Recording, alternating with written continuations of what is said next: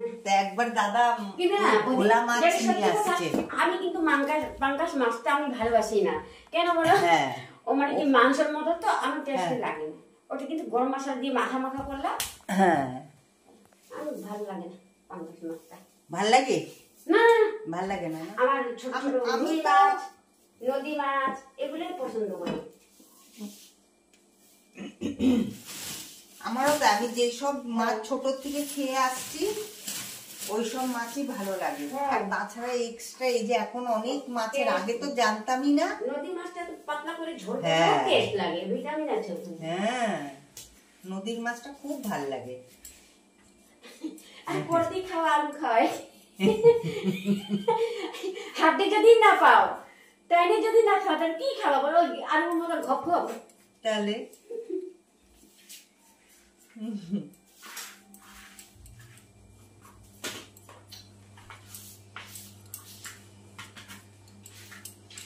Good morning বন্ধুরা, এই যে সকাল সকাল বসে গেলাম আলু কাটতে। আজকে আলু সবজি করব আর সাথে হবে হচ্ছে মুড়ি।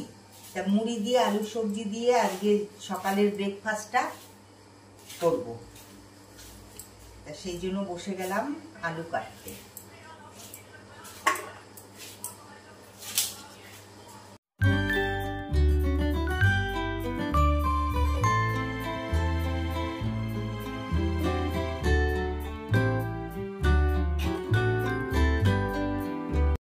ললিতা চলে এসছে, তো সেই জন্য কি বলতো, আজকে ব্রেকফাস্টটা তৈরি করেই তারপরে আমি সোজা চলে যাব হচ্ছে স্নান করতে। কারণ ঘর ঝাড়া মোছা সবই কমপ্লিট হয়ে যাবে ততক্ষণের মধ্যে আমার ব্রেকফাস্ট তৈরি করতে করতে। তো স্নান করে পুজো করে তারপরে যা করার করব। ঠিক আছে, তো দেখতে থাকো আমার ব্লগিং আর সারাদিন আমার সাথে থাকো। স্নান করে এসে এই যে পেঁয়াজ কুচিয়ে নিলাম, টমেটো কুচিয়ে নিলাম, তারপরে মশলাটাও করে নিলাম, আদা রসুনের পেস্টটা করে নিলাম। আর এদিকে মাংসটাকে দেখো ভেজে নিচ্ছি। আর তার আগেই করে নিয়েছি পেঁপে আলুর তরকারি, কারণ আমার খেতে খুব ভালো লাগে। আর এদিকে ভাতটাও বসিয়ে দিয়েছি। দেখো সব তৈরি, এখন আমি আর শঙ্কর খেতে বসে গেছি। আর দইটা তো আমাদের প্রত্যেক দিনই থাকে। আর এই যে মাংসের লুকটা দেখে নাও, বেশি ঝোল রাখিনি, একটু কষা টাইপেরই করেছি, কারণ শঙ্কর এরকম খেতেই বেশি ভালোবাসে। আর এদিকে এই যে পেঁপে আলুর তরকারি। গুড ইভিনিং বন্ধুরা, অনেকক্ষণ বাদে কিন্তু তোমাদের সাথে দেখা করছি। এখন আমি রান্নাঘরে এসেছি এই কারণে যে ইভিনিং নাস্তা করব। তো ইভিনিং নাস্তাতে আজকে করছি হচ্ছে চাউমিন। এই যে অল্প করেই করছি, কারণ এখন ঘড়িতে কটা বাজে, প্রায় 7:30 মতন বাজে। তো সেই জন্য ভাবছি যে না, আর তো কিছুক্ষণ বাদে তা আবার ডিনারও করতে হবে। যদিও ডিনারে রুটি খাবো, রুটি করবো আজকের থেকে। তো সেই জন্য তা যাই হোক, এখন মানে খুব খিদে পেয়ে গেছে, শঙ্করেরও পেয়েছে, আমারও পেয়েছে। তা চলো তাড়াতাড়ি করে এখন করে নিই, তারপরে তোমাদের সাথে টেবিলে দেখা করছি। জাস্ট তৈরি করে নিয়ে এলাম, কিচ্ছু দিইনি কিন্তু এর মধ্যে কোনো সস টস কিছু দিইনি। খালি শঙ্কর ওপর থেকে এটার মধ্যে দিয়েছে হচ্ছে এটা কাসুন্দি। তা কাসুন্দি দিয়ে শঙ্কর খাবে, কিন্তু আমারটা এমনি, এই দেখো আমি এমনিই খাবো, এমনিই ভালো লাগে। তা দেখে কীরকম লাগছে তোমাদের অবশ্যই কমেন্ট করো। আজ ঘুম থেকে উঠেই দেখি যে ঝুমঝুম করে বৃষ্টি পড়ছে।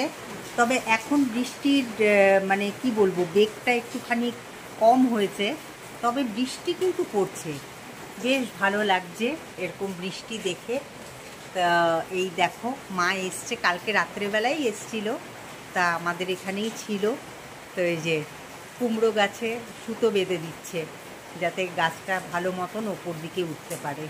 তা গুড মর্নিং বন্ধুরা, তোমরা কেমন আছো? আশা করি তোমরা সবাই ভালো আছো, আমিও ভালো আছি।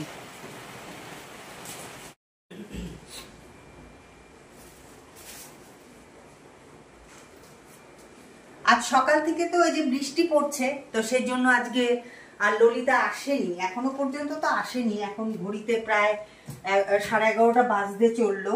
তো সেই জন্য আমি ভাবলাম যে না, আর লেট করে লাভ নেই, এতক্ষণ ধরে ওর জন্যই ওয়েট করেছিলাম। তো এখন এসছি রান্নাঘরে, এখন এই রান্নাঘরে সব কিছু পরিষ্কার পরিচ্ছন্ন করে তারপরে আজকে করব হচ্ছে খিচুড়ি।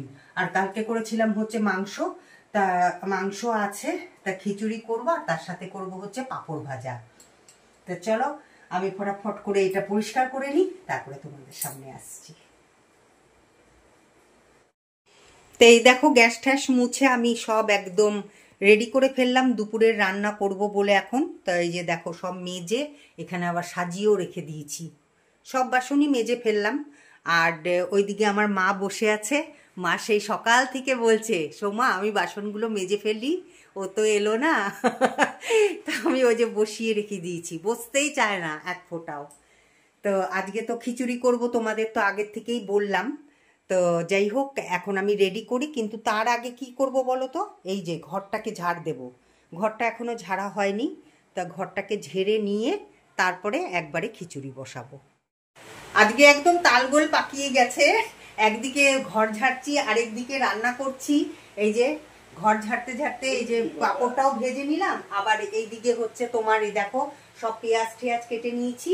এখন আমি এদিকে তেলও বসিয়ে দিয়েছি কড়াইতে, এই দেখো কড়াইতে তেল বসিয়ে দিয়েছি। এখন আমি করব হচ্ছে খিচুড়ি, তা খিচুড়িটা বসিয়ে নিই, তারপরে আবার তোমাদের সামনে আসছি। আজ মুসুরির ডালের খিচুড়ি বানাচ্ছি, পেঁয়াজ রসুন আদা দিয়ে পাঁচফোড়ন দিলাম আর তেজপাতা দিলাম, এটা দিয়ে এখন হলুদ নুন দিয়ে দেবো, ব্যাস। আর কিন্তু কোনো মশলা না, পাতলা পাতলা করে করব, খুব ভালো লাগে এরকমভাবে খেতে খিচুড়ি।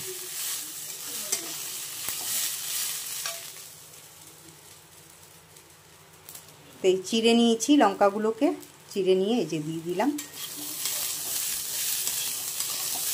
এখন হলুদ নুন দিয়ে ব্যাস জল দিয়ে দিব, ব্যাস কিছুক্ষণ বাদে ফুটে খিচুড়ি তৈরি।